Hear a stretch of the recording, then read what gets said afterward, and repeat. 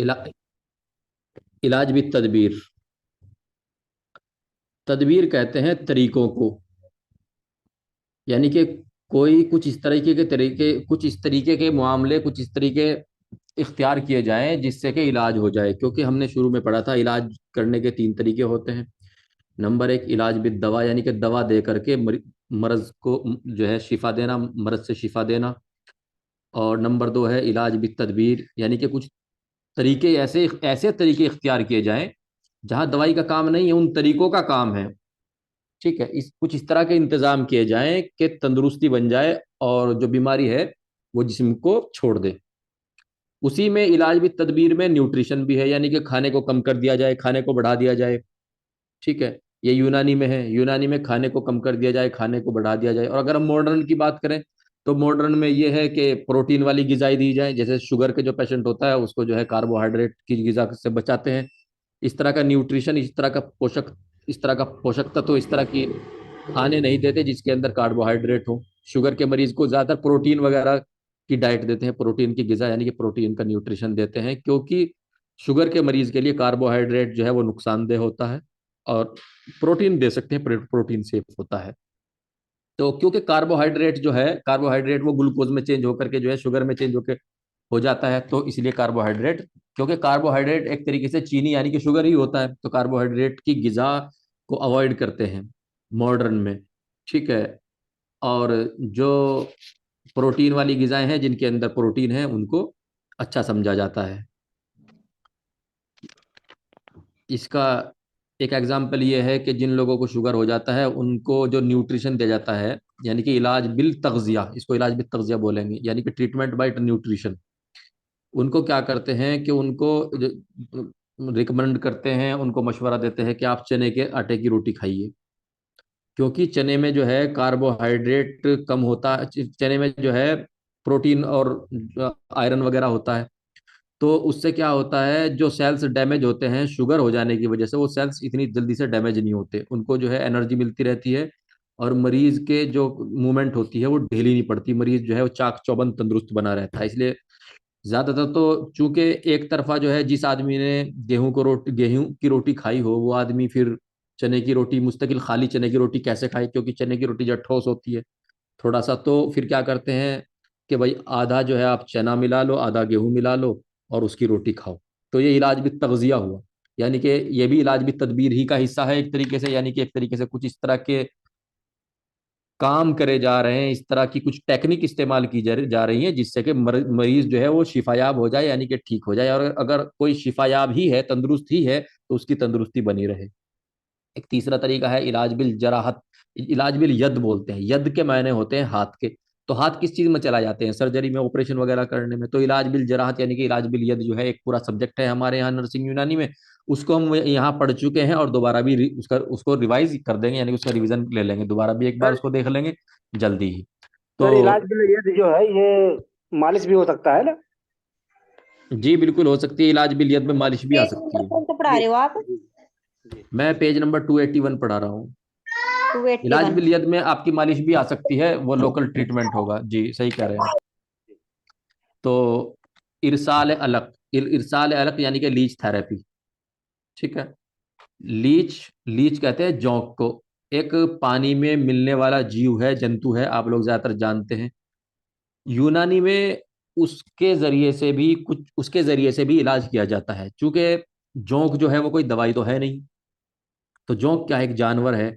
उस जानवर का इस्तेमाल भी कुछ मर्जों में शिफा याबी यानी कि तंदुरुस्ती यानी कि स्वास्थ्य प्राप्त करने के लिए, तंदुरुस्ती हासिल करने के लिए करते हैं। तो इसको भी इलाज भी तदबीर में जो है बहुत जगह दी गई है और बहुत ही इसको ज्यादा इंपॉर्टेंस दी गई है, अहमियत दी गई है। तो हम पढ़ते हैं इरसाल अलग यानी कि लीच थेरेपी, जोंक लगाना, जोंक लगा के इलाज करना। अतिब्बाए हिंद यानी कि हिंदुस्तान के जो तबीब हैं उनको बोलेंगे अतिब्बा। एक जो एक तबीब होंगे, जो एक डॉक्टर होंगे उनको तबीब कहेंगे, और एक से ज्यादा जो तबीब होंगे उनको अतिब्बा कहेंगे।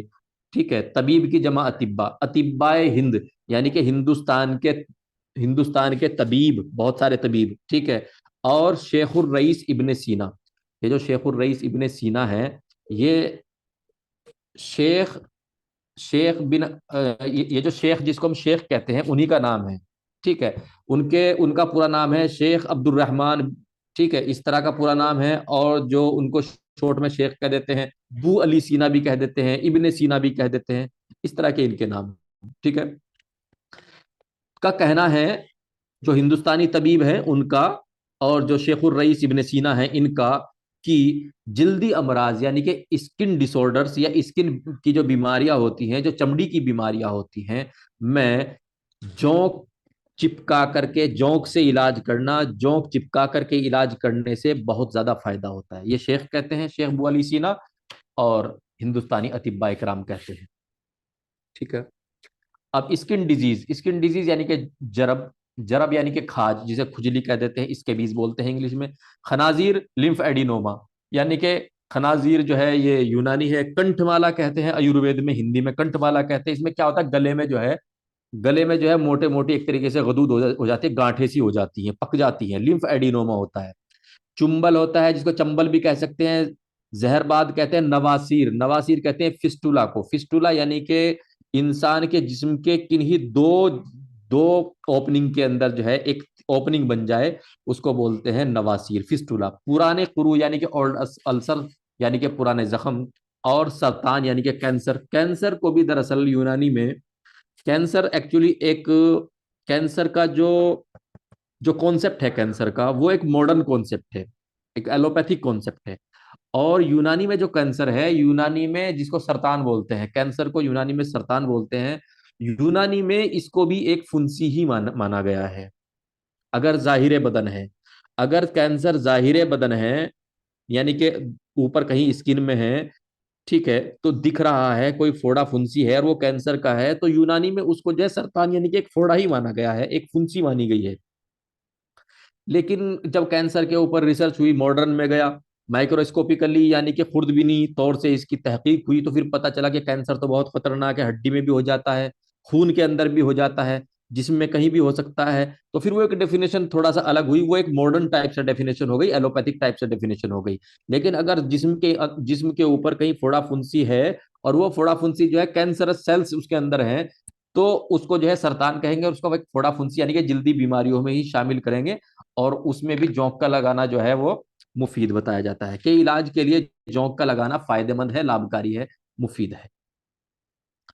अब जब जौंक लगाने की बात कर रहे हैं और ये बता रहे हैं कि शेख बू अली सीना जो है, इन्होंने और अतिब्बाए हिंद यानी कि हिंदुस्तानी तबीबों ने जो इसके बहुत ज्यादा फायदेमंद इसको बहुत ज्यादा फायदेमंद बताया है, इसके बहुत ज्यादा फायदे बताए हैं।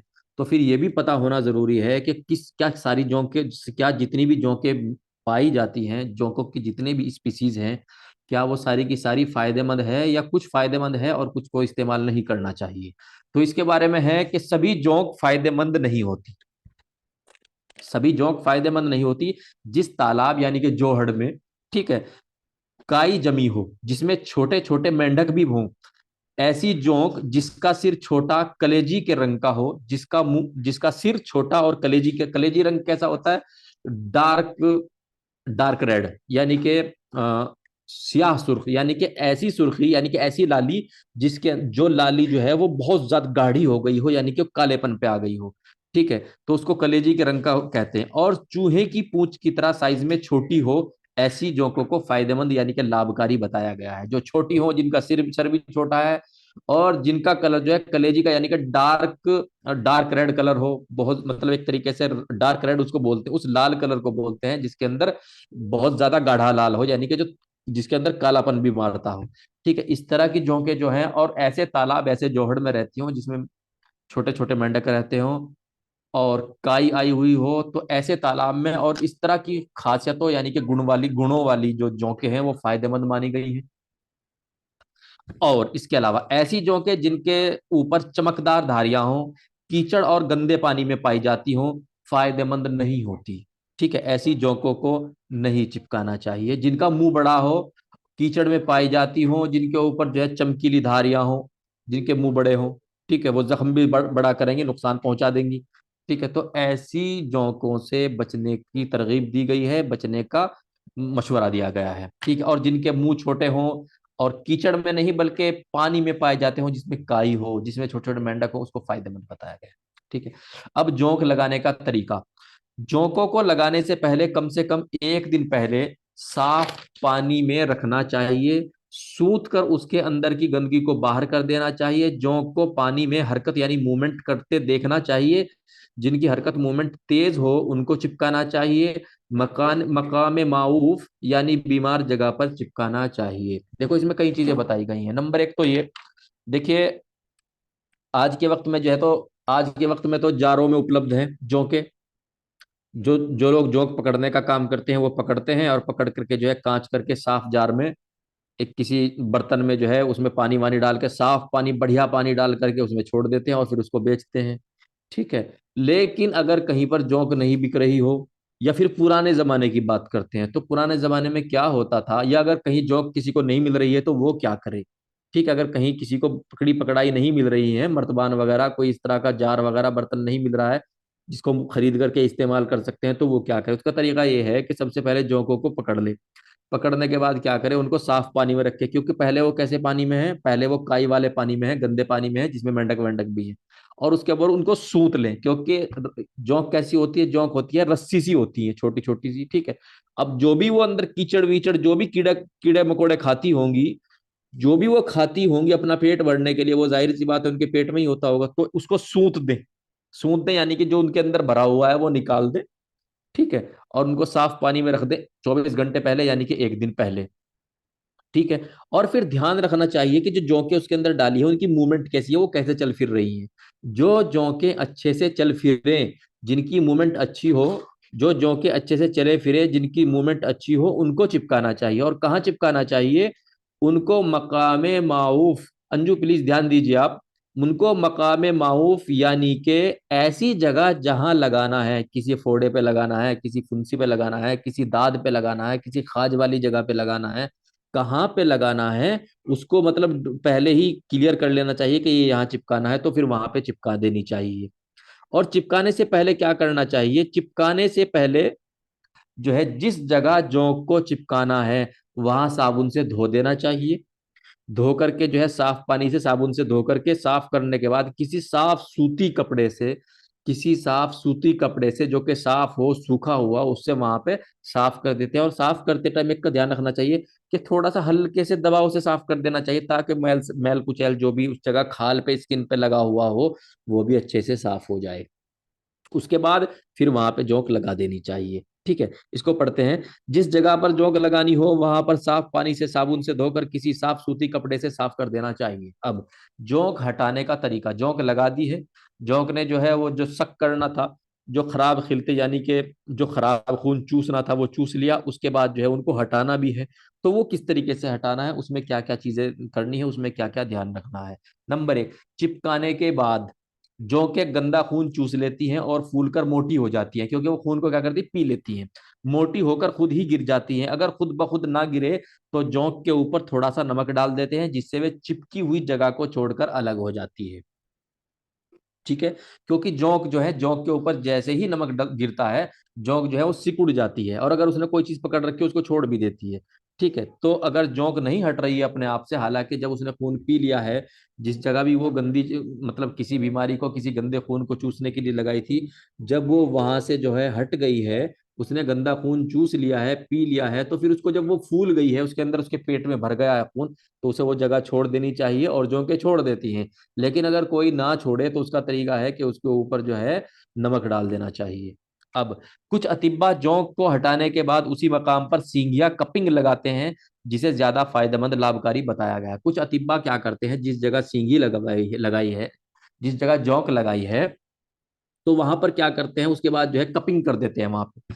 अब कपिंग करते हैं, देखिए कपिंग जो है हमने पढ़ा था, कपिंग 3 तरह की है। नंबर एक, नारी, यानी कि जिसके अंदर आग के जरिए से लगाती है। और नंबर और दो जो कपिंग है, एक जो है माशुर्त है, एक बिलाशुर्त। माशुर्त यानी जहां हल्के हल्के कट लगा करके लगाते हैं कप को या सींग को, वो तो माशुर्त होगा। और जहां बगैर कटिंग के, यानी कि बगैर खुरचे हुए, बगैर जो है हल्के हल्के जख्म करे बगैर, वहां वो बिलाशुर्त हो गया। तो ये जो जहां जोंक लगाई थी, अगर वहां पे कपिंग कर रहे हैं, सींगी लगा रहे हैं, तो ये इसकी जो हियत है, इसकी जो कंडीशन है, उस उस कपिंग की टेक्निक की तरह है, जिसमें जो है पहले हल्के हल्के जो है नश्तर लगाए जाते हैं, यानी कि माशुर्त वाली।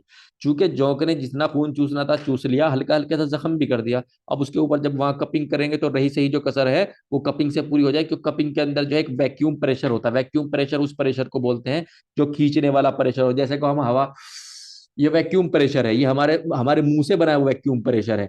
मतलब हम एक ऐसा प्रेशर जो है अपने फेफड़ों से क्रिएट करते हैं, अपने मुंह की जो ओरल कैविटी है इससे क्रिएट करते हैं कि बाहर की हवा को हम खींच लेते हैं। ये वैक्यूम प्रेशर होता है। इसी तरीके से जो है कप के अंदर एक वैक्यूम प्रेशर, यानी कि जो उसके अंदर की हवा है उसको खींच लेते हैं। तो फिर हवा की जो जगह है उसमें उसके बदले वो जो अंदर पकड़ा हुआ है उसको खींचने की कोशिश करता है। ठीक है, उसको वैक्यूम प्रेशर बोल देते हैं। तो जहां पे जोक चिपकी थी वहां कपिंग करने से जो है जो वो जो प्रेशर बनेगा वो आसपास जहां जहां जो जोंक ने अपने मुंह अपना जो अपने मुंह को चिपकाया था, जहां पे गाड़ा था, वहां से और खून निकलेगा। तो इसको अतिब्बा इकराम ने और भी ज्यादा फायदेमंद बना है। कुछ तबीब इसको मानते हैं, कुछ तबीब इसको नहीं मानते। ठीक है, अगर जोंक हटाने के बाद खून खुद ब खुद बंद हो जाए, ठीक है, चूंकि जाहिर सी बात है जख्म तो करेगी, वो पिएगी। ठीक है, खून तो पिएगी। अगर खुद ब खुद बंद हो जाए तो बहुत बेहतर है, बहुत अच्छी बात है। अगर खून भी वहां का खुद ब खुद बंद हो जाए, वरना उस जगह पर जहां जोंक चिपकाने के बाद खून नहीं रुक रहा हो तो हाबिस दम अदविया, हाबिस दम अदविया यानी कि खून रोकने वाली दवाइयां, ठीक है, जैसे कि दम्मल अखवैन, गिले गिले अरमनी और संगे जराहत वगैरह का सफूफ यानी कि पाउडर लगाते हैं। अब ये कह रहे हैं कि जहां पे जोंक चिपकाई थी, जोंक हट गई है, चाहे वो अपने आप हट गई है चाहे वो नमक को डाल करके हट गए, जोंक हट गई है, अब वहां जख्म हुआ है। अब वो जख्म जो हुआ है, अगर वहां पे खून खुद ब खुद रुक जाता है तो बहुत अच्छी बात है, खून रुक रहा है बहुत अच्छी बात है। और अगर खून ना रुके वहां से तो जाहिर सी बात है खून तो रोकना है। खून रोकने के लिए फिर कुछ हाबिस दम अदवी, हाबिस कहते हैं खुश्क करने वाली, सुखाने वाली। ठीक, हाबिस कहते हैं खुश्क करने वाली, सुखाने वाली, दम कहते हैं खून को, यानी कि खून को सुखाने, खून को खुश्क करने वाली दवाइयाँ इस्तेमाल करते हैं, जिसमें कि दम्मल अखवैन एक दवा का नाम है, एक यूनानी दवा का नाम है। इसी तरीके से गिले अरमनी है, इसी तरह संगे जराहत है। ये जो है यूनानी दवाइयाँ हैं, इनका पाउडर बना करके पाउडर लगा देते हैं वहां पे जहां पर भी जो है जोंक चिपकाई थी, इरसाल अलग जहां पर किया गया था, तो क्या होता है उससे खून रुक जाता है। ठीक है, ये सारी की सारी जो है इरसाल अलग यानी कि जोंक चिपकाने का एक पूरा का पूरा अमल है, उसके फायदे भी है। रेजिमेंटल थेरेपी में अभी हमने पढ़ा है लीच थेरेपी, यानी कि जोंक चिपका करके इलाज करना। सबसे ज्यादा जो मुफीद फायदा बताया गया है वो स्किन डिजीज में बताया गया है, चमड़ी की बीमारियों में, यानी कि त्वचा की बीमारी में, खाल की बीमारी में बताया गया है। अब जो नेक्स्ट हमारा मजमून है, जो विषय है रेजिमेंटल थेरेपी में, वो है पसीना दिलाना। रेजिमेंटल थेरेपी में मैं बता चुका हूं कि इसके अंदर कुछ तदबीर, कुछ तरीके, कुछ फार्मूले इख्तियार किए जाते हैं, कुछ इस तरह के काम किए जाते हैं जिससे कि मरीज को फायदा हो जाए। दवाई वगैरह का इसमें जो है अगर है तो बहुत कम रोल है। जैसे कि अगर मान लीजिए जोंक जो है वो, जोंक के हटने के बाद हावी से दम दवाई लगा दी ताकि खून वून ना बहे, ठीक है, बस इतना ही इस्तेमाल है। इसमें ज्यादा जो है दवाइयों का इस्तेमाल नहीं है। या जैसे कि हम कै पढ़ा रहे तो कै में हम पढ़ा रहे थे कि अगर किसी को बिल्कुल उल्टी ना है तो मुक्की दवाई दे दें। ठीक है, नहीं तो इसमें दवाइयों का काम नहीं है, तदबीरों का काम है।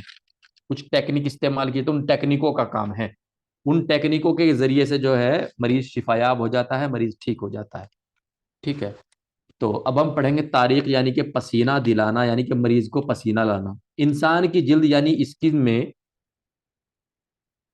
यानी कि स्किन में गुदूद अर्किया, जो इंसान की खाल होती है उसमें एक गुदूद अर्किया यानी कि सीबीएसईएस ग्लैंड, यानी कि ऐसी ग्लैंड, ऐसी ग्रंथियां जिनसे पसीना निकलता है, इंसान की पूरे जिस्म में, पूरी बॉडी में फैली होती है। इंसान को अपने पूरे जिस्म से पसीना निकलता है।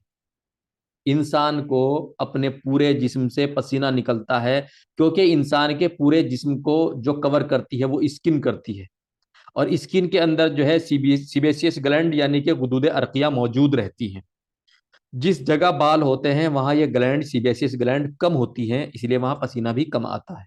जिस जगह बाल नहीं होते वहां पे पसीना ज्यादा आता है, क्योंकि वहां सीबेसियस ग्लैंड जो है ज्यादा होती है। ठीक है, तो इसी को हम पढ़ रहे हैं और इसके फायदे हैं, इसलिए इसको करते हैं, इसीलिए इसको रेजिमेंटल थेरेपी में यूनानी में खास मकाम, एक जगह दी गई है। तो इसको हम पढ़ते हैं। इंसान की जिल्द यानी कि त्वचा यानी कि चमड़ी यानी कि खाल में गुदूद अर्किया यानी कि सीबेसियस ग्लैंड पसीना लाने वाली ग्रंथियां पाई जाती हैं। जिस जगह स्किन पर बाल नहीं होते वहां पर ये गुदूद यानी कि ग्लैंड ज्यादा होती हैं। नॉर्मल माहौल यानी कि जो नॉर्मल वातावरण है, ना ठंडा हो ना गर्म हो, ठीक है, एटमॉस्फेयर में 100 ग्राम तक पसीना रोजाना खारिज होता है। यानी कि 100 ग्राम तक पसीना नॉर्मल माहौल में, जिसमें हल्की सी गर्मी हो, नॉर्मल माहौल में इंसान के जिस्म से खाल के जरिए से निकल जाता है रोजाना 100 ग्राम तक। अब इसकी थोड़ी सी फिजियोलॉजी पढ़ लेते हैं, मुनाफिउल आजा यानी कि पसीना कहाँ से शुरू होता है, किस तरीके से शुरू होता है, और पसीना बनने का मामला क्या होता है। तो पसीना बनने का काम जो है वो आसाब मुहर्रिका यानी कि मोटर नर्व, मैंने आपको नर्वस सिस्टम में पढ़ाया था कि जो नर्वस सिस्टम में होता है 3 तरह की नर्व होती है, एक मोटर नर्व होती है, एक सेंसरी नर्व होती है, एक मिस नर्व होती है।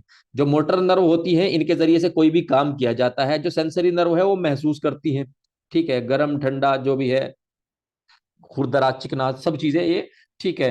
तो ये सब कुछ महसूस करती है। कुछ देखना ये भी सेंसरी नर्व का काम होता है, सुनना, सूंघना, चखना, ठंडा गर्म, ये सारी चीजें जो है ये सेंसरी नर्व से होती है। और जो मिक्स्ड नर्व है वो क्या काम करती है, वो दोनों काम करती है। वो जो है मोटर नर्व वाला भी काम कर देती है और सेंसरी नर्व भी काम, इस तरीके से जो है टोटल नर्वस सिस्टम बन जाता है। तो उसी से मुतालिक, उसी संबंधित हम जो पढ़ रहे हैं इसकी फिजियोलॉजी पढ़ रहे हैं, यानी कि इंसान की बॉडी से पसीना कैसे निकलता है, हम ये इसकी फिजियोलॉजी समझने की कोशिश कर रहे हैं। तो जो मोटर नर्व है उसके एक्शन के बाद दिमाग के हुक्म से होता है, दिमाग जो है वो हुक्म करता है और मोटर नर्व के एक्शन से ये होता है, जिसमें दिमाग के हुक्म के बाद मोटर नर्व के जरिए इंसान के बॉडी का टेम्परेचर यानी कि दर्जाए हरारत, यानी कि इंसान की बॉडी का दर्जाए हरारत यानी कि तापमान हल्का सा बढ़ जाता है। इसमें क्या होता है, तापमान बढ़ जाता है हल्का सा मोटर नर्व के मदाखलत के बाद, ठीक है, मोटर नर्व के एक्शन के बाद क्या होता है, हल्का सा टेम्परेचर बढ़ जाता है इंसान का। जब टेम्परेचर बढ़ जाता है तो जो गुदूद अर्किया हैं वो एक्टिवेट हो जाती हैं, जो सीबीएसएस ग्लैंड है वो एक्टिवेट हो जाती है और पसीना निकल जाता है। जब पसीना निकलता है तो इंसान का जो अंदरूनी टेम्परेचर है वो कम हो जाता है, और कम होकर के वो एक जितना नॉर्मली टेम्परेचर उसे होना चाहिए इतना हो जाता है। यह है फिजियोलॉजी, जिससे मोटर नर्व के द्वारा हुदूद अर्किया यानी कि सीबीएसएस ग्लैंड में मूवमेंट पैदा हो जाती है, जिससे पानी निकलता है यानी पसीना निकलता है, जिससे जिस्म का टेम्परेचर कम हो जाता है और नॉर्मल लेवल पर आ जाता है। जब जिस्म का टेम्परेचर बढ़ता है, तो जब इंसान के जिस्म का टेम्परेचर बढ़ता है तो दिमाग में पसीना खारिज करने वाला जो सेंटर होता है, जो दिमाग में पसीना खारिज करने वाला सेंटर होता है, जो बटन होता है, वो एक्शन में आ जाता है और पसीना बाहर आता है इंसान की जिल्द से। ठीक, इंसान के जिस्म में जो है अलग अलग काम, इंसान का जो जिस्म है जो उसमें दिमाग है उसमें अलग अलग काम करने के लिए अलग अलग सेंटर हैं। दिमाग की बात बता रहा हूँ, अलग अलग सेंटर है। जैसे एक सेंटर है उसका काम है बोलना, एक सेंटर है उसका काम है सुनना, एक सेंटर है उसका काम है मतलब ठंडा गर्म महसूस करना, ठीक है। इसी तरीके से एक सेंटर है जिसका काम है कि जब उस पर काम होगा पसीना निकलेगा। यही वजह है जिन लोगों का वो सेंटर जो कि वर्बल सेंटर यानी कि बोलने वाला सेंटर दब जाता है ना, हल्का सा डिप्रेशन तो तुतलाने लग जाते हैं वो, ठीक है, क्योंकि वो कहीं ना कहीं हल्का सा डिप्रेस हो जाता है। तो इसी तरीके से वो सेंटर जिससे कि वो दिमाग में वो सेंटर जिससे कि पसीना बाहर निकलता है, जिसके एक्शन के बाद, जिसके काम करने के बाद वो जो है एकदम एक्टिवेट हो जाता है, और स्किन से जो है जो सीबीएसएस ग्लैंड है उनसे पसीना निकलना शुरू हो जाता है। इसी कॉन्सेप्ट के ऊपर काम करके बाजू बाजू यानी कि बाहें और पिंडलियों को गर्म किया जाता है। अगर पिंडलियां या बाजू को गर्मी पहुंचाई जाती है तो बाजू और पिंडलियों को पसीना आता है। लेकिन जब पसीना लाने के लिए दिमागी मरकज यानी सेंटर को एक्टिवेट कराते हैं तो पूरे जिस्म पर पसीना आता है। पसीना लाने के लिए जो है हम्माम वगैरह कुछ इस तरह का एनवायरनमेंट, कुछ इस तरह का एटमॉस्फेयर, कुछ इस तरह का जो है टेम्परेचर दिया जाता है जिसमें नमी होती है। किसी ऐसे कमरे में वगैरह में भी बिठा देते हैं जिसमें जो है नमी हो नमी हो, वेटनेस हो और साथ में गर्मी हो। तो वहां पे क्या होता है, जो स्पोर्स होते हैं, जो जिल्द के ऊपर जो सुराख है जिनके अंदर से पसीना बाहर निकलता है, वो क्या करते हैं, डायलेट हो जाते हैं, खुल जाते हैं। और जब वो खुल जाते हैं और ऊपर से मॉइस्चराइज यानी कि वो नरम पड़ जाते हैं, और अंदर जो है चूंकि वहां पे गर्मी पैदा कर रखी है उस कमरे में तो हीट होती है। तो जो मोटर नर्व और सेंटर वाला जो सिस्टम होता है ये होने के बाद जो है इंसान को पसीना आने लग जाता है।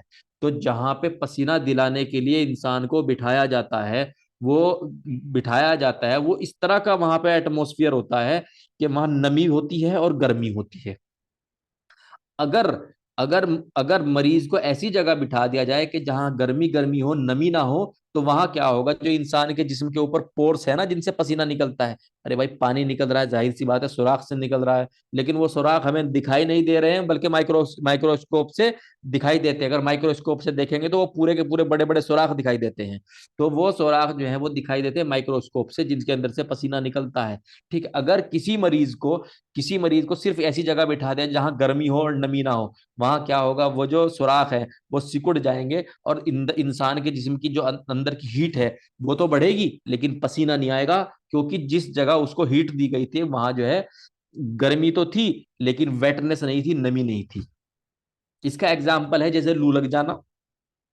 जब लू लगती है तो लू गर्मी होती है, गर्म हवाएं चलती हैं, ठीक है, जून जुलाई के महीने में। लेकिन होता क्या है, चूंकि उस गर्मी के अंदर जो है नमी कम होती है, उस गर्मी के अंदर सिर्फ हरारत हरारत गर्मी गर्मी होती है, तो पसीना एक बार को नहीं आता, लेकिन अंदर से जो क्या होता है, इंसान के अंदर से हीट निकलने लग जाती है, एक निकलने लग जाती है, एक जो है मतलब पूरा जो है एक गर्मी निकलने लग जाती है। उस गर्मी को, उस हीट की वजह से इंसान क्या होता है, बेचैन इंसान जला जला फूका फूका हो जाता है, डिहाइड्रेटेड हो जाता है, पानी की कमी हो जाती है, क्योंकि पानी फूक तो जाता है अंदर का, लेकिन वो निकलता नहीं है बाहर। ठीक है, तो जब वो निकलता नहीं है तो टेम्परेचर कम नहीं होता इंसान का, बल्कि टेम्परेचर क्या होता है, जब वो बाहर नहीं निकलता तो वो टेम्परेचर क्या होता है, बढ़ जाता है। और जब जो लू का मरीज होता है, उसको क्या होता है, वो बेचैन होता है, दिमाग से परेशान होता है, उलूल जुलूल बकने लग जाता है, और उसको जो है टेम्परेचर हो जाता है, जिस्म खुश्क हो जाता है, और उसकी स्किन जो है रफ हो जाती है, अगर हाथ फेर के देखेंगे तो सूखी सूखी महसूस होती है। तो हम्माम जहां पर जो है पसीना लाने का बंदोबस्त किया जाता है, वहां नमी पैदा की जाती है, ताकि जो स्पोर्स हैं, जो स्किन के सुराख हैं, वो खुल जाएं और पसीना आराम से बाहर आ जाए, और जो पूरा फिजियोलॉजी का जो एक अमल है, जो प्रक्रिया है, ये अमल में आए, और जब पसीना बाहर निकलेगा, अंदर का जो टेम्परेचर है वो कम होकर के नॉर्मल हो जाएगा। वो होता है हम्माम में। ठीक है। अब तकली अब आगे क्या है, पसीना लाने लाने के फायदे, क्यों पसीना लाते हैं, क्या जरूरत पड़ रही है पसीना लाने की, तो उसके फायदे जो है उनको देख लेते हैं। नंबर एक, तकलील हरारत। तकलील बना है कलील से, कलील कहते हैं थोड़े को, तकलील कलील से बना है, जिसके मायने थोड़े के हैं, ठीक है, कम के हैं। और हरारत यानी कि टेम्परेचर, यानी कि थोड़ा टेम्परेचर। तकलील के मायने थोड़ा के, लिख लेना आपको, ठीक है, अगर समझ में ना आए लिख लेना, या बाद में रिकॉर्डिंग सुन करके इस लेक्चर की बाद में लिख लेना। ठीक है, तकलील हरारत यानी कि टेम्परेचर का कम करना, यानी कि हरारत कम करने के लिए क्या करते हैं, पसीना तारीख करते हैं, पसीना दिलाते हैं। हरारत यानी कि इंसान के जिस्म की हरारत। अब हरारत किस में करेंगे, जाहिर सी बात है बुखार में भी करेंगे। अगर किसी को टेम्परेचर हो गया हो, बुखार हो गया हो, फीवर आ गया है किसी को, तो उसमें भी तकलील हरारत की जरूरत पड़ती है। ठीक है, अब हरारत यानी गर्मी को कम करने की जरूरत, गर्मी को कम करने की जरूरत बुखारों में पड़ती है, क्योंकि पसीने आने से जिस्म की हरारत कम होकर तबई यानी कि नॉर्मल नॉर्मल हो जाती है, यानी कि जो टेम्परेचर है वो कम होकर के, बिल्कुल कम ऐसा नहीं है कि आदमी जो है बिल्कुल कम हो जाए, बिल्कुल कम में तो जो है फिर इंसान मर जाएगा, ठंडा हो जाएगा। तो बिल्कुल कम नहीं होता, वो कम होकर के नॉर्मल हो जाता है। ठीक है, तो जब हम कम का लफ्ज इस्तेमाल करेंगे, हम नॉर्मल का लफ्ज भी इस्तेमाल करेंगे। ठीक है, कम होकर के नॉर्मल हो जाता है। और खून के जो फुजलात हैं, जो वेस्ट है, जो खून के अंदर की जो आलूदगी है, गंदगी है, वो भी पसीने में खारिज हो जाती है।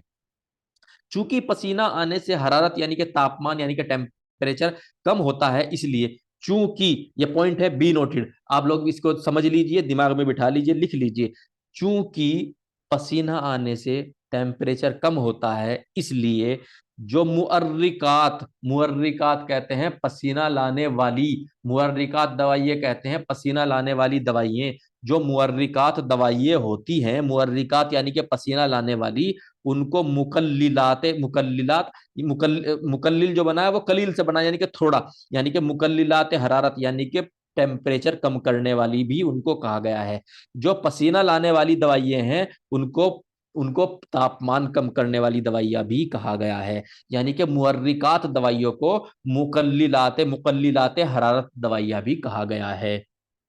जो पसीना लाने वाली दवाइयाँ होती हैं, जो इंसान के जिस्म से पसीना खारिज, पसीना बाहर निकालने वाली दवाइयाँ होती हैं, उनको मुकल्लिलात हरारत भी कहते हैं, यानी कि टेम्परेचर को कम करने वाली दवाइयाँ भी कहते हैं। बी नोटेड प्लीज, इसको नोट कर लेना। ठीक है। यानी कि मुअर्रिकात जो है वो मुकल्लिलात भी होती हैं, यानी कि पानी को, यानी कि टेम्परेचर को कम भी करती हैं वो दवाइयाँ, जो कि पसीने को लाने वाली होती हैं। अब पहला काम तो इसका हो गया हरारत यानी कि टेम्परेचर को कम करना, पसीना लाने का। अब दूसरा काम क्या है? ठीक है, एसाइटिस, एसाइटिस कहते हैं पेडू में यानी कि एब्डोमिनल कैविटी में पानी जमा हो जाना, यानी कि फ्लूइड जमा हो जाना। ठीक है, एसाइटिस में रतूबत माई यानी कि फ्लूइड को निकालने के लिए, फ्लूइड को निकालने के क्या करते हैं, पसीना दिलवाते हैं, उससे भी जो है जो रतूबत माई है, जो फ्लूइड है जो जमा हो गया है एब्डोमिनल कैविटी में, ठीक है, जो कि एक एबनॉर्मल कंडीशन है, तो जब उसमें पसीना दिलवाते हैं तो उसमें जो है वो भी बाहर निकलता है, खारिज होता है। नंबर दो, गुर्दों के काम करने की हालत में पसीने से मवाद वेस्ट जिस्म से खारिज करना। अतिब्बा बोल रहे हैं, यूनानी तबीब अतिब्बा हजरात बोल रहे हैं कि अगर गुर्दे अपना काम पूरे तरीके से नहीं कर रहे हैं, गुर्दों का काम क्या है, जो फुजलात हैं जो वेस्ट हैं वो पेशाब में निकाल देना और पेशाब का खारिज कर देना। इंसान के जिस्म से वो कहाँ से पेशाब लाते हैं, गुर्दे पेशाब कहाँ से लाते हैं, जो इंसान पानी पीता है वो पानी इंसान के जिस्म में अंदर जाकर के कोलोन में जाकर के एब्जॉर्ब हो जाता है और वो ब्लड में यानी कि खून में शामिल हो जाता है पानी। और खून जो है वो गुर्दों में को निकलता है बार बार, तो जब वो गुर्दों में पहुंचता है तो गुर्दों में पहुंचने के बाद गुर्दे जो है उस खून की छटाई कर देते हैं, छनाई कर देते हैं, और छनाई के बाद जो उसमें पानी होता है और जो क्रिएटिनिन और जो दूसरे वेस्ट होते हैं वो पेशाब में निकल जाते हैं, और खून फिर जो है एक आर्टरी में को आके एक वेन में को निकल के बाकायदा चला जाता है। ठीक है, खून जो है वो खून में मिल जाता है, और जो पानी है वो जो है वो ग्लोमेरुलस में जो है छन जाता है, जो इसमें नेफ्रॉन्स इसकी इकाई है किडनीज की, उसमें पानी जो है छन जाता है, और छन करके कहाँ पहुंच जाता है, वो पानी वाले सिस्टम में यानी कि यूरेटर में, यानी कि यूरिनरी ब्लडर में, यूरेथ्रा में को निकल के बाहर निकल जाता है। लेकिन यहाँ ये क्या कह रहे हैं, यहाँ ये कह रहे हैं कि अगर गुर्दे अपना काम सही नहीं कर रहे हैं तो फिर क्या होगा, वो जो पानी निकल जाना चाहिए इंसान के जिस्म में जो कि उसने पिया था और जो उसने अपना काम करना था कर लिया, अब तो निकल जाना चाहिए ना वो बाहर, वो क्या करते हैं, अगर वो रुक जाता है और गुर्दे अपना काम पूरा नहीं करते, यानी कि 10% भी अगर कम कर रहे हैं, एक छोटी सी बात बता रहा हूं, तो फिर क्या करते हैं, मुअर्रिकात इस्तेमाल अगर करा देंगे, पसीना अगर उसको दिला देंगे, ठीक है, तारीख अगर करा देंगे, तो क्या होगा, वो जो फ्लूइड है और वो जो वेस्ट है वो क्या होगा, पसीने में बाहर निकल जाएगा। ठीक है भाई जी। अब नंबर दो, गुर्दों के काम करने की हालत में पसीने से मवाद वेस्टेज खारिज कर देना, ये इसी से मिलता जुलता पॉइंट है। नंबर तीन, जिस्म में वर्म आने की हालत में, अगर जिस्म में वर्म आ जाए यानी कि हल्की सी भरभराहट आ जाए या सूजन आ जाए, तो उसमें भी जो है क्या कर सकते हैं, तारीख तारीख रेजिमेंटल, ये जो रेजिमेंटल थेरी का जो तारीख है यानी कि पसीना लाना है, इस टेक्निक को, इस तदबीर को इस्तेमाल करके जो है उस जो भाबर आ गई है, जो एक तरीके से वर्म सूजन आ गई है, उसको कम किया जा सकता है। स्किन डिजीजेज यानी कि त्वचा यानी कि चमड़ी की बीमारियों में भी, चूंकि अगर वहां से पसीना निकलेगा तो पसीना जो है उसको, जो स्किन के अंदर जो फंगल वगैरह जो भी इन्फेक्शन हो गया है उसको भी क्योर करेगा। ठीक है, पसीना वहां को जब निकलेगा तो पूरी की पूरी जो स्किन का एक फिजियोलॉजी है वो नॉर्मल हालत से काम करेगी, और वो जो फंगल या बैक्टीरियल जो भी जिस भी तरह का इन्फेक्शन है वो भी जो है कंट्रोल में होगा, और स्किन डिजीज भी से क्योर होती हैं, सही होती हैं। और नंबर पांच क्या है, शदीद नजला व जुखाम में, शदीद नजला व जुखाम में, यानी कि बहुत ज्यादा नजला हो या जुखाम हो। अब मैं आपसे ये पूछना चाहता हूं कि नजला और जुखाम जो होता है, प्लीज ध्यान दीजिए, नजला और जुखाम जो होता है क्या वो एक चीज है या अलग चीज है? नजला और जुखाम जो है क्या वो एक चीज है या अलग चीज है? तो मैं आपको ये बता देना चाहता हूं कि जो नजला भी रतूबत होती है, जो नजला होता है और जो जुकाम होता है, वो दोनों ही दिमागी रतूबतें होती हैं, यानी कि दिमाग से चल के बाहर आने वाली रतूबत, दिमाग से निकल के आने वाला फ्लूइड होता है, नजला भी और जुकाम भी। फिर उसका नाम अलग अलग क्यों रखा? अलग अलग इसलिए रखा, जो रतूबत, जो फ्लूइड, जो दिमाग से आने वाला रतूबत, फ्लूइड, पानी, कुछ भी कह लीजिए, जो गिरता है हलक में वो कहलाता है नजला। जो दिमागी रतूबत जो दिमागी रतूबत गिरती है हलक में उसको नजला बोलते हैं, और जो गिर जाती है नाक में उसको बोल देते हैं जुकाम। जो दिमागी रतूबत जो दिमाग से चल के आ रही है, ये पॉइंट है, इस तरह के पॉइंट पूछ लेते हैं। जो दिमागी रतूबत दिमाग से चल के आ रही है, अगर वो गिरती है नाक में तो जुकाम, और अगर वो हलक में गिर गई तो नजला। इसको याद करने का तरीका क्या है, हलक, हलक में क्या, लय, लाम आया, लय आया ना, है लय के हलक आया। इसी तरह नजले में भी लय आया, लाम आया, नजला, ला आया ना उसमें, तो हलक में लय आया और नजले में भी ले आया। अब ले को ले के साथ जोड़ दो, यानी कि जो नजला है वो कहाँ कहाँ गिरता है, हलक में। और फिर आगे क्या बचा, एक नाक बचा, एक जुकाम बचा। नाक को जुकाम के साथ कर दो। इसमें लय का ध्यान रखना पड़ता है, हलक में लय है, नजले में भी लय है, तो वो दोनों एक जगह, यानी कि नजला कहाँ गिरता है, हलक में। याद रखने का तरीका है ये मैं मतलब ये एक तरह की एक टेक्निक है याद करने की इसको। हलक में भी लय है, नजले में भी लय है, तो जो हलक में गिरता है वो नजला, और जो नाक में गिरता है वो जुकाम। ठीक है। जो दिमागी रतूबत नाक में टपकती है वो जुकाम, जो दिमागी रतूबत हलक में टपकती है वो नजला। ठीक है। अब कि पसीना कैसे दिलाया जाए मरीज को और पसीने से कैसे इलाज किया जाए। अब पढ़ रहे हैं अमले कई। अमले कई, कई कहते हैं दागने को, फूकने को, जलाने को। ठीक है। ये जो अमले कई है, अमले कई यानी कि दागना। ठीक है। ये भी रेजिमेंटल थेरेपी का एक तरीका है। इसके जरिए से भी कुछ परेशानियों को, बीमारियों को खत्म करके मरीज को शिफा दी जाती है, शिफा पहुंचाई जाती है, फायदा पहुंचाया जाता है, लाभ पहुंचाया जाता है। अमल कई, अमल कई को इंग्लिश में काउटराइजेशन बोलते हैं, काउटराइजेशन। ठीक है। काउटराइजेशन दो तरीके से किया जाता है। एक तो किया जाता है कहीं दवाई से फूक देना। ठीक है। कहीं दवाई से फूक देना, दवाई डाल दी, यानी कि अम्ल यानी कि एसिड डाल दिया, वो जगह को फूक दी, फूकने के बाद वहां फुलका पड़ा, फफोला पड़ा, पस पड़ा और सड़गल के वो ठीक हो गया। वो तो हो गया कई, यानी कि जलाना, कई बिद दवा यानी कि दवा से जलाना, बिद दवा, बिल दवा यानी कि दवा से जलाना। एक होता है, ये तो हो गया कई बिल दवा। एक होता है कई बिल नार, नार कहते हैं आग को, यानी कि आग से दागना। एक कई बिल दवा, दवा से दागना, यानी कि दवा से जो है वहां फफोला वगैरह, फुल्का वगैरह डाल देना। एक होता है कई बिल नार, नार कहते हैं आग को। ठीक है। यानी कि उस जगह को आग से, आग से दाग देना, तपा करके फूक देना, जला देना। यह भी रेजिमेंटल थेरेपी में इस्तेमाल होता है। ठीक है जी। तो दागना यानी जलाना यानी फूकना, किसी उजू यानी ऑर्गन को दागने के दो तरीके होते हैं, कई बिल नार यानी आग से दागना, कई बिल अदविया यानी कि दवा से दागना, यानी किसी एसिड वगैरह से दागना जिससे जिस्म पर आबला यानी कि फफोला पड़ जाता है, जिससे कि पीप मवाद पड़ जाती है। ये भी हमने समझाया। अब अमल कई यानी कि दागने का काम की बजाय, क्यों करते हैं दागने का काम, क्योंकि ये रेजिमेंटल थेरेपी है, यानी कि बगैर दवाई के कुछ टेक्निक यानी कि तदबीर यानी कि तरीके इस्तेमाल करने से क्या होता है, इलाज हो जाता है, मरीज को जो शिफा हो जाती है, इसलिए करते हैं। अब वो कौन कौन सी बीमारियां हैं और कैसे कैसे करते हैं उसको हम पढ़ते हैं। नंबर एक, अगर जिस्म का कोई हिस्सा गल रहा हो, यानी कि किसी ऑर्गन का कोई हिस्सा गल रहा है, तो उसकी गलन आगे ना फैले, इसके लिए दाग कर गलने से रोका जाता है।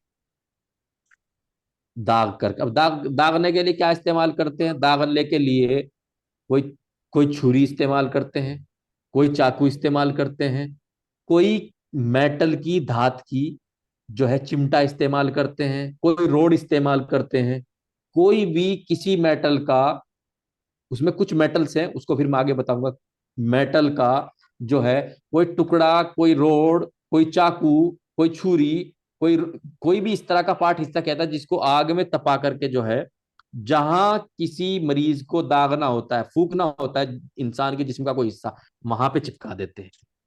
ठीक है। तो वो क्या करती है, वहां से फूक देता है, जला देता है। ठीक है।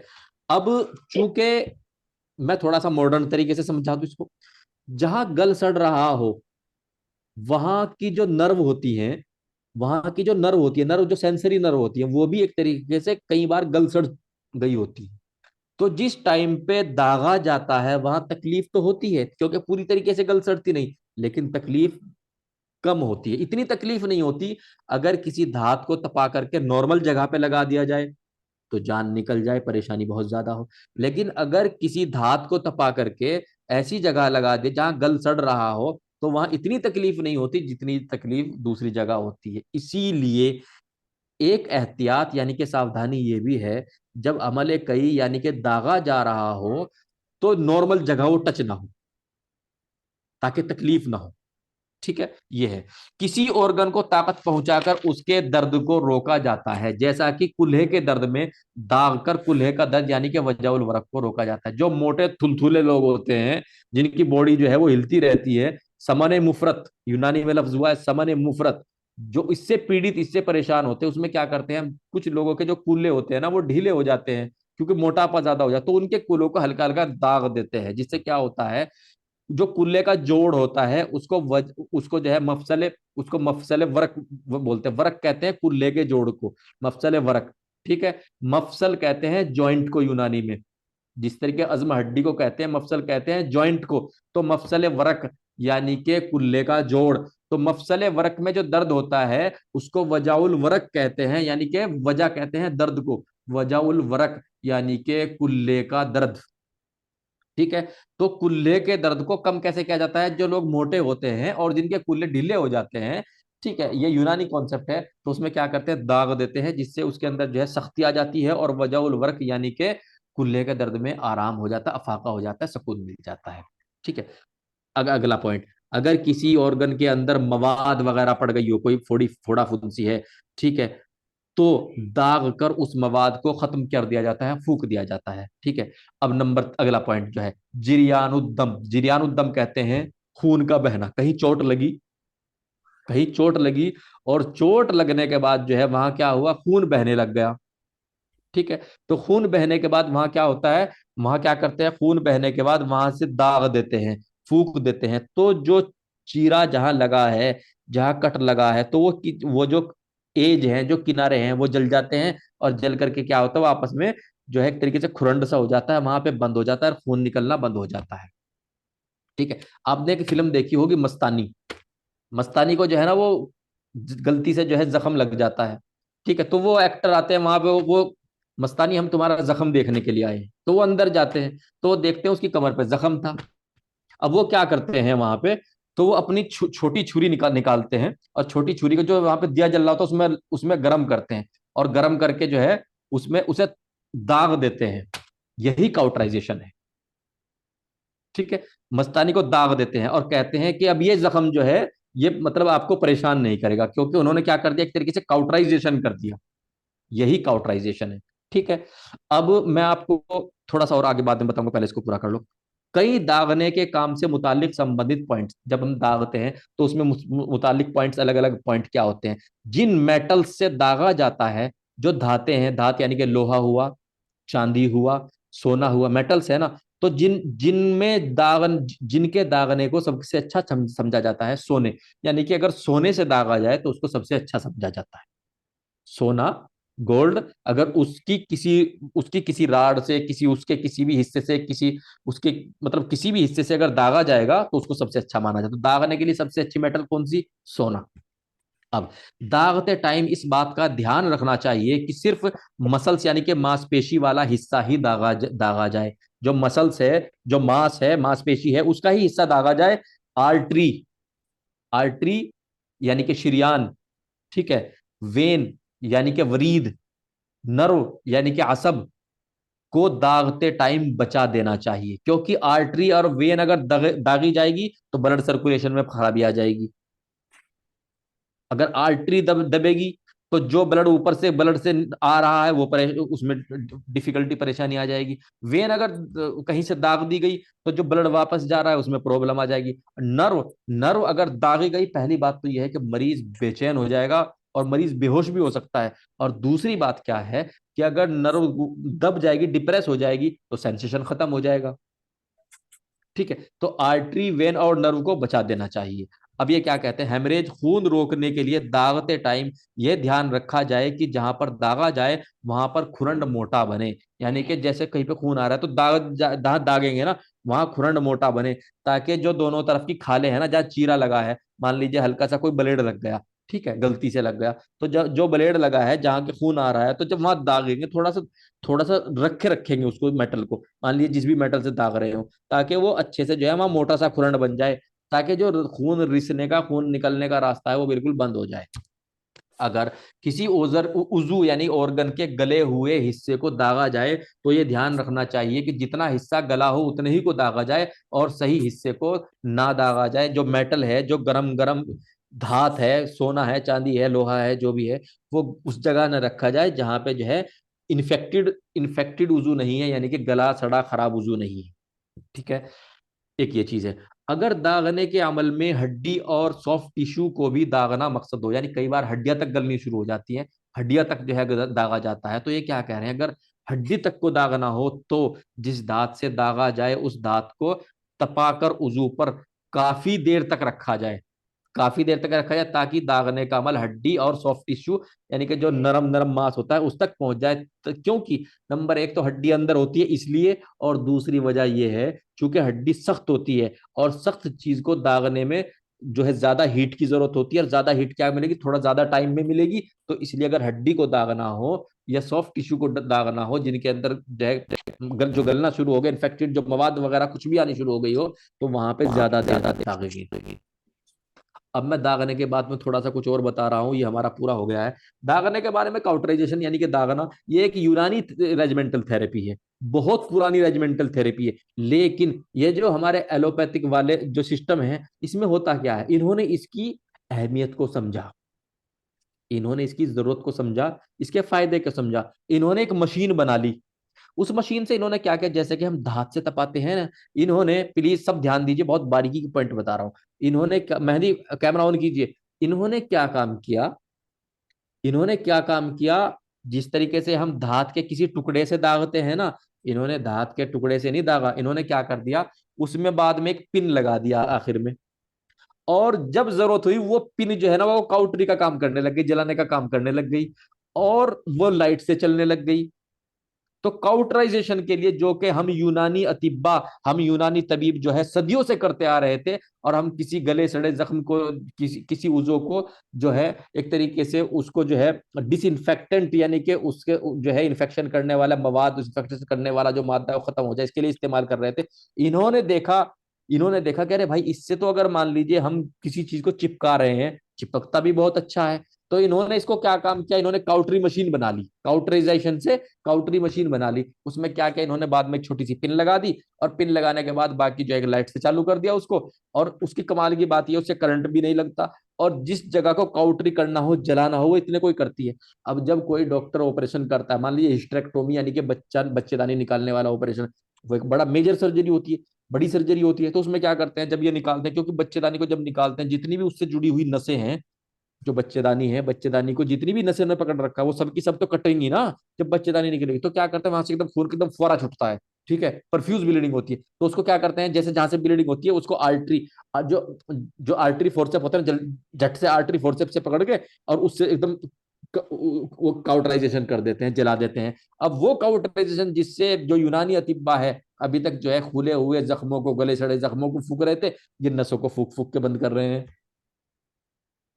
जो सर्जन लोग हैं, जो एमएस सर्जन लोग हैं, वो उसको कर रहे हैं, यानी कि उसी काउटराइजेशन को इन्होंने जो है एक उसकी मशीन बनाई, और मशीन बना करके जो है मान लीजिए जो भी नस खुलेगी, जो भी आर्टरी खुलेगी, उसको उठा के काउटरी लगा देंगे, उसको टच करे, और काउटरी क्या करेगी, उसको जो है चिपका देगी। और बल्कि इसमें और तरक्की कहाँ हुई, कि जैसे कि मान लीजिए किसी नस से खून छूटा, तो उस नस को जो है दबा लिया आर्टरी फोर्सेप्स से, डोली प्लीज ध्यान दीजिए आप, तो उस नस को पकड़ लिया, जो है उस नस को पकड़ लिया किससे, आर्टरी फोर्सेप्स से। अब जो काउटरी का जो पिन है ना, वो नस पे लगाने की जरूरत नहीं है, वो आर्टरी फोर्सेप पे लगा दो, आर्टरी फोर्सेप भी जो है वो काउटरी मशीन का काम कर देती है, आर्टरी फोर्सेप ही फूक देती है उसे। कमाल, कितनी तरक्की करी है, ठीक है। मतलब जलाने के लिए जो काउटरी का जो पिन है ना, वो लगाने की जरूरत नहीं है। जो आर्टरी, जिस आर्टरी से वो दबाई हुई है ना, जिस आर्टरी फोर्सेप्स से यानी कि उस चिमटी जिससे नस दबाई हुई है, उस चिमटी को टच कर देते हैं, उसको आगे आर्टरी को टच करने की जरूरत भी नहीं है काउटरी से, वो वहीं से उसको फूक देती है। ठीक है, तो इससे जो ये जो अमले अमले कई है, यानी कि जो दागने का एक अमल है काउटराइजेशन, इससे इन्होंने जो है काउटराइजेशन से काउटरी मशीन बना ली है। यानी कि बहुत अच्छी बात है, इससे जो है बड़ी बड़ी सर्जरियों में बड़ा फायदा मिल रहा है। क्योंकि अगर मान लीजिए कहीं से कोई नस खुली, वो नस खुलेगी, उसको फिर जो है सिला जाएगा, उसमें जो है स्टिच लगाया जाएगा, उसमें गिरा मारी जाएगी, फिर वो जो है कैटगट इस्तेमाल हुआ क्या नहीं हुआ, वो सारे झंझट खत्म। ठीक है, हाथों हाथ काउटरी से जो है उसको फूकते चले जाओ। तो ये हुआ, ये पॉइंट जो मैं आपको बाद में बता देना चाह रहा था। अब किसी को कुछ भी पूछना है तो प्लीज पूछ लीजिए। मैं बोल रहा हूँ क्लास में अगर किसी को कुछ भी पूछना है तो आप पूछ लीजिए।